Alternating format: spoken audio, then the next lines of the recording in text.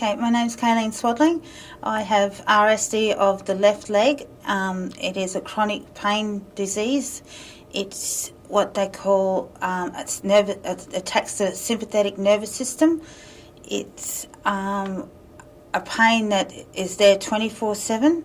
The nerves attacking one another. It's a pain that it's just so incredible that I'd rather have 11 babies in a row than have this pain. I actually, very easily, I was sitting in an office chair, bent forward and couldn't get up my back. I felt something snap in my back, and from there it's the nervous system has actually started to attack that and my leg, which means that it just feels like fire all the time going around, or cold, it goes cold, and from there, it has just got worse over time. This happened in 2009, so it's been 5.5 years now. And yeah, 5.5 years of your life gone.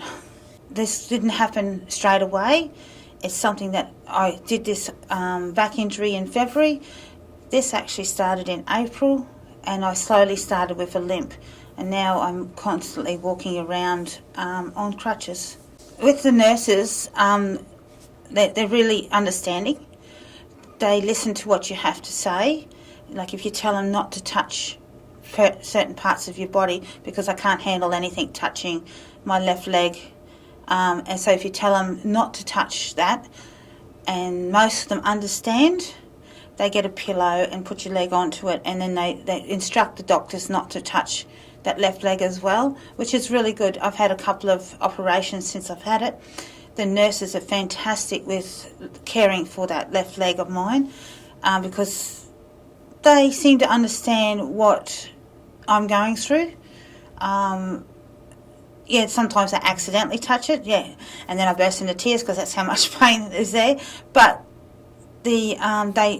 most times they're really understanding and will help you with getting out of bed and all this sort of stuff without having to worry about telling them. They seem to understand what you're going through.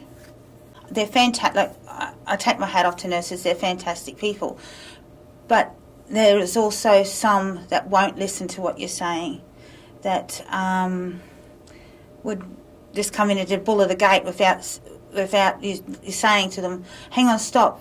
Don't touch that left leg," and they've already touched it, and it's too late. You're in constant pain there for the worse pain for the rest of the day. They could just slow down their process a little bit, listen to what you have to say, take care of that leg and back, or whatever part of the body the person has got this disease in, because it doesn't just attack legs, it attacks necks, arms, backs, legs, the body. It can just attack the whole body. There's a person over in America that's got it all over her body. So just stop and listen to what they have, like what the patient has to say, and yeah, just listen. That's the biggest thing. Listen. Yeah, I had to go down to Brisbane for what they call an epidural. It's supposed to be a week pain-free holiday for people that have this disease, and my epidural wasn't working, and the nurse that I had looking after me for the whole week there, she was just during the day, but she was with me for the whole week during the day, and she was fantastic. She listened to what you had to say. If she could see something wasn't working, because the leg actually cramps and spasms and goes into horrible twists and everything, and she could see that happening, and I still had the epidural in at that time, which is supposed to numb everything, she would rush and get the doctor straight away. So she was just fantastic. Like, listen to whatever you had to say.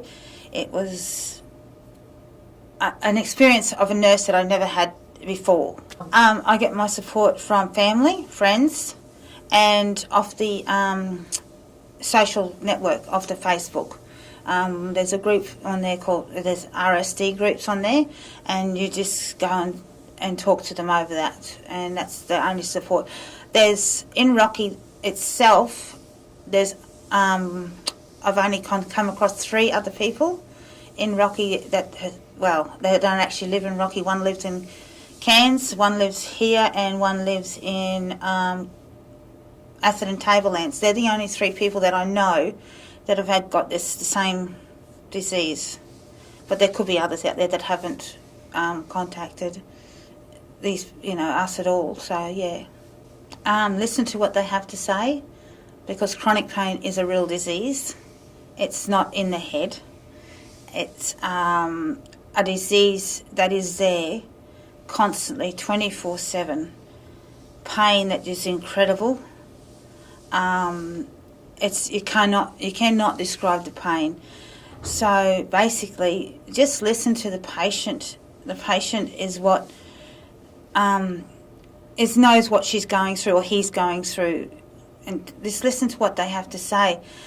After 78 doctors, finally I've got someone that actually believe me and actually going to do something for me.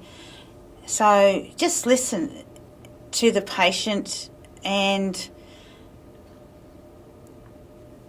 treat them with respect, because they are a person and they deserve that, and they know what their body's going through. They wouldn't sit there and go through something like this and tell you this big long story that is made up if they had this disease. Trust me on that.